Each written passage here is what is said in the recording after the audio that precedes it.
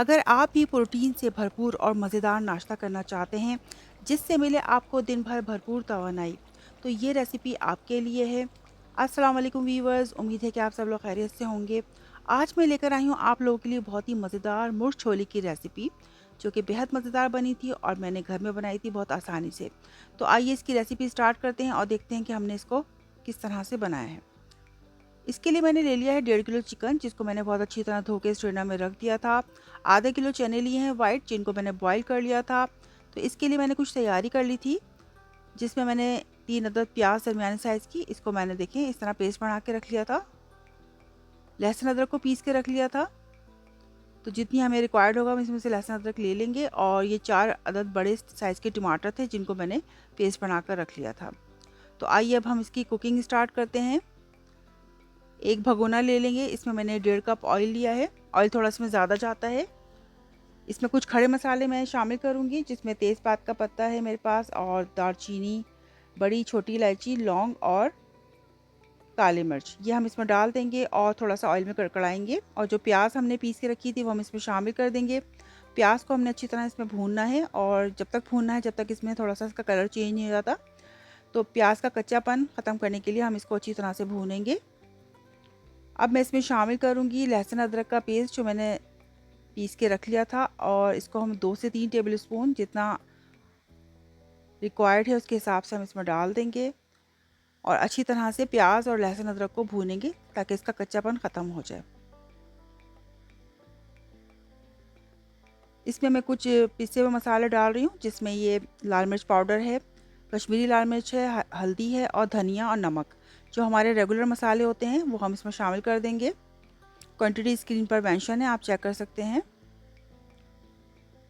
थोड़ा सा मैं इसमें पानी डाल रही हूँ ताकि मसाले जो हैं वो नीचे ना लग जाएं, जल ना जाएं। और थोड़ा सा मैं मसालों को भून कर इसमें मैं टमाटर का पेस्ट शामिल कर दूंगी।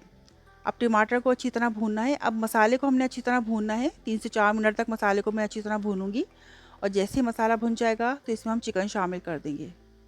तो इस रेसिपी के लिए मैं 1.5 किलो चिकन ले रही हूँ। आप 1 किलो या जितना आपकी घर की रिक्वायरमेंट है उसके हिसाब से आप इस रेसिपी में इस्तेमाल कर सकते हैं। चिकन को डाल के अच्छी तरह भुनाई करूँगी मैं मसाले में।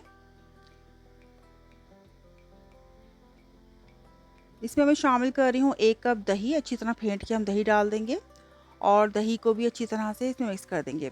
तो मसाले में चिकन को मैं भून चुकी थी, उसके बाद मैंने दही शामिल कर दिया है।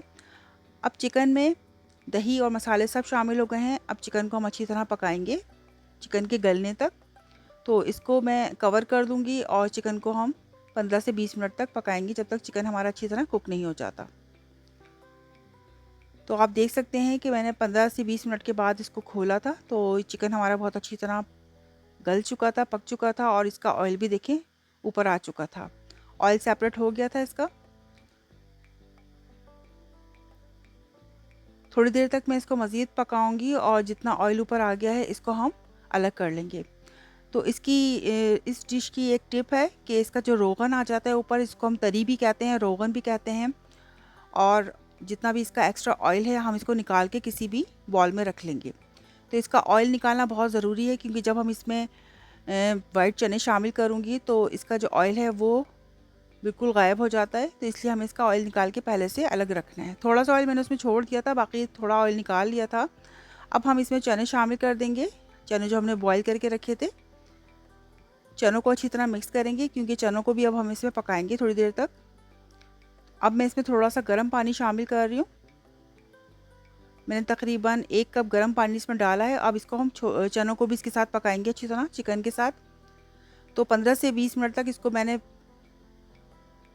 मीडियम आंच पर पकाया था, और ये देखें चने भी बहुत अच्छी तरह इसमें पक चुके थे, और सालन तकरीबन हमारा रेडी हो गया था। मैंने जो रोगन इसका निकाला था वो मैंने रोगन इसमें डाल दिया है, और 1 टेबल स्पून घर का पिसा हुआ गरम मसाला इसमें डालेंगे। हरी मिर्चें, हरा धनिया और अदरक इसमें हम शामिल करेंगे ऊपर से, क्योंकि चने भी हमारे अच्छी तरह चिकन में पक चुके थे। तो अदरक के साथ मैंने हरी मिर्ची, हरा धनिया भी इसमें शामिल कर दिया है, और इसमें 2 से 3 टेबल स्पून लेमन जूस भी जाएगा, जिससे इसका टेस्ट मज़ीद इन्हेंस होगा। अच्छी तरह देखें हमने इसको मिक्स कर दिया है। अब मैं थोड़ा सा इसको पकाऊंगी स्लो फ्लेम पर, ताकि सारा रोगन इसका ऊपर आ जाए। तो देख सकते हैं आप कितने मज़ेदार हमारे मुर्ग छोले की रेसिपी तैयार है। तो वीवर्स, हमारे बहुत ही मज़ेदार से मुर्ग छोले बन गए थे और आप इसका लुक भी चेक कर सकते हैं, बहुत मज़ेदार रेडी हुए थे। तो इसका फ्लेम मैंने ऑफ़ कर दिया था, ये बिल्कुल रेडी हैं। अब हम इसको डिश आउट करते हैं। तो बहुत ही मज़ेदार हमारे मुर्ग छोले बने थे, ये बेहद मज़ेदार बनते हैं। आप इसको नाश्ते में इस्तेमाल कर सकते हैं, नाश्ते में नान, रोटी, पराठों के साथ इसको एंजॉय कर सकते हैं। बेहद मज़ेदार, भरपूर तवानाई वाला नाश्ता है ये। इससे पूरा दिन आपको बेहद भरपूर तवानाई मिलेगी। इसको आप लंच में भी इस्तेमाल कर सकते हैं, लंच में भी आप खा सकते हैं और इसको चावलों के साथ भी एंजॉय कर सकते हैं। चावल के साथ भी बहुत मज़ेदार लगते हैं ये।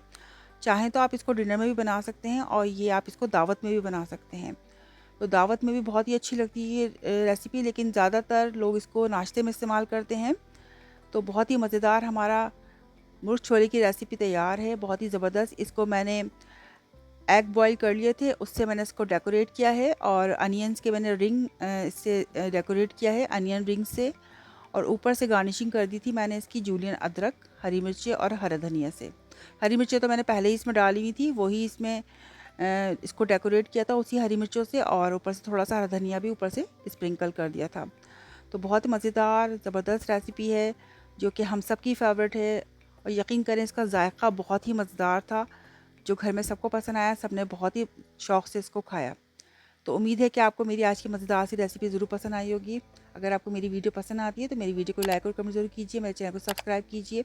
इस रेसिपी को अपने फ्रेंड्स और फैमिली में ज़रूर शेयर कीजिए। इंशाल्लाह इसी तरह की मज़ेदार रेसिपीज़ आपके लिए लेकर आती रहूँगी। जब तक के लिए अल्लाह निगहबान।